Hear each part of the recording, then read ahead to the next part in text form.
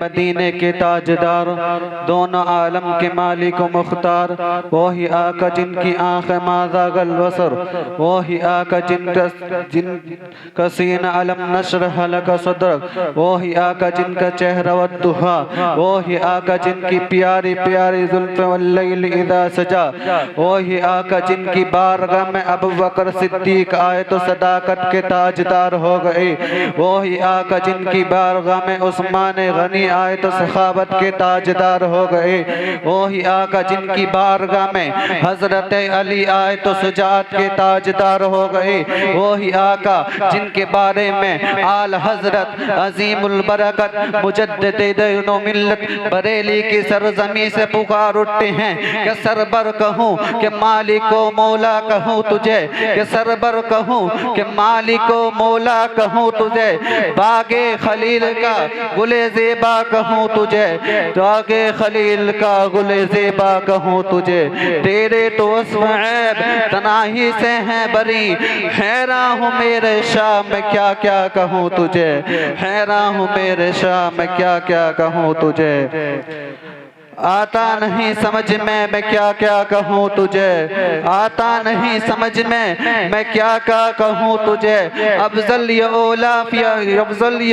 یا پھر اعلیٰ کہوں تجھے، افضل یا اولا یا پھر اعلیٰ کہوں تجھے، لیکن رضا نے ختم سخن اس پر کر دیا، خالق کا بندہ خلق کا آقا کہوں تجھے، اللہم صلی علی سیدنا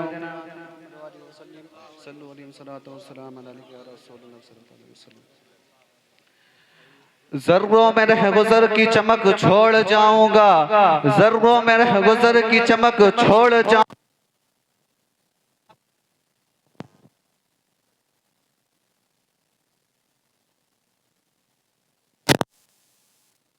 چھوڑ جاؤں گا، خاموشیوں کی موت غبارہ نہیں مجھے، خاموشیوں کی موت غبارہ نہیں مجھے، شیشہ ہوں ٹوٹ کر بھی خنق چھوڑ جاؤں گا، شیشہ ہوں ٹوٹ کر بھی خنق چھوڑ جاؤں گا، گوہ کے شہر کو چیلان کہتے ہیں، گوہ کے شہر کو چیلان کہتے ہیں، خواجہ کے ہند کو ہندوستان کہتے ہیں، اور جس نے لکھ 8 گھنٹے میں الدولت المکی کیا، اسی کو بریلی کا امام احمد رضا خان کہتے ہیں۔ آئیے آپ کو میں بتاتا ہوں، سیدنا غوث اعظم رضی اللہ تعالی عنہ منبر پر خطبہ دے رہے تھے، 70,000 کا مجمع تھا، بڑا مجمع، عین خطبے کے دوران چھت پر سے ایک نہایت کالے قسم کا سانپ نمودار ہوا، جس کی ہیبت سے لوگ گھبرا جاتے ہیں، ڈر جاتے ہیں، اس کی ہیبت سے اس سانپ کی ہیبت سے لوگ گھبرا جاتے ہیں، وہ چھت کے اوپر سے سیدھا غوث پاک کے کاندھے پر آ گیا، اس کے بعد وہ آپ کے جسم پر آ گیا، وہ سانپ آپ کے کاندھے پر ہے، اور آپ خطبے میں مصروف ہیں، اس کے بعد وہ سانپ آپ کے پاس آیا، پھر آپ کے جبے میں داخل ہوا، پھر آستین میں داخل ہوا، پھر دوسری آستین میں داخل ہوا، پھر واپس ادھر ہی گیا جدھر سے آیا تھا۔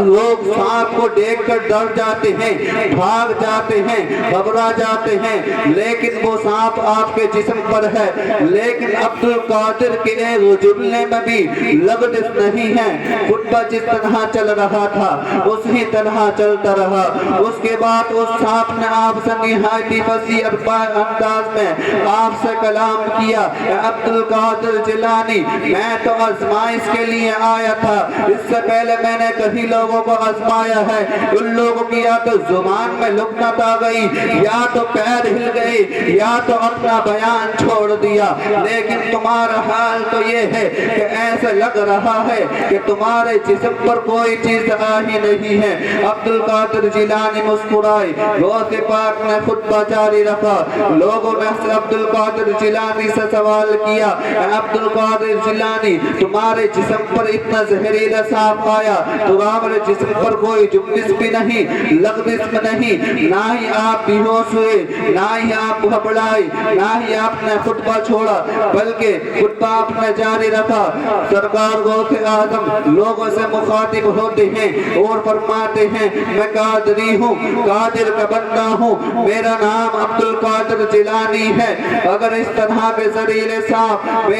میرے پاس آس پاس آ بھی جائیں تو مجھے اس بات کا یقین رکھنا ہے میرے ہلنے سے، میرے بچنے سے، میرے گھبرانے سے میں بچ نہیں سکوں گا، کیونکہ موت اور حیات کا مالک میرا رب ذوالجلال ہے۔ یعنی موت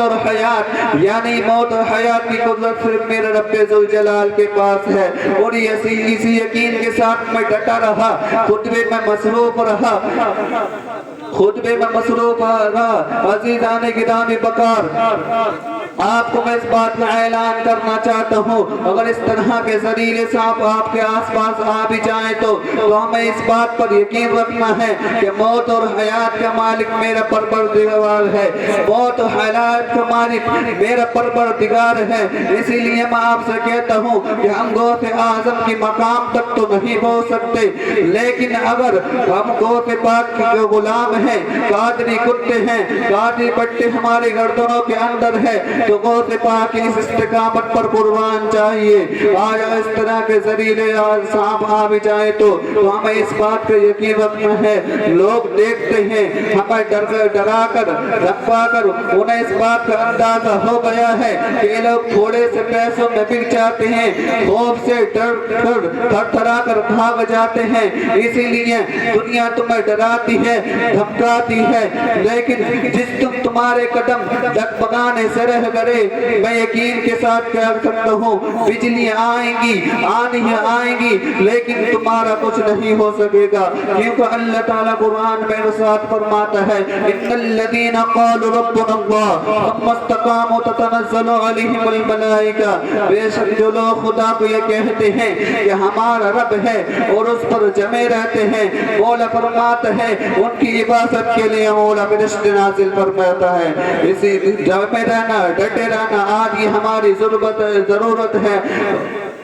آندھی آئے گی، بجلی آئے گی، لیکن اس کا مطلب یہ نہیں ہے کہ ہم میدان چھوڑ کر بھاگ جائیں۔ موت تو آنی ہے، کسی ہاسپٹل کے بیڈ پر آ جائے گی یا گھر کی چٹائی پر آ جائے گی، کہیں نہ کہیں آنی ہے، کسی حادثے میں یا کسی بیماری میں آ جائے گی۔ لیکن اگر قسمت سے موت اس حالت میں آ گئی کہ ہم اپنے نبی کریم کا پرچم بلند کر رہے ہو، ہم نبی پاک کی عزت کی بات کر رہے ہو،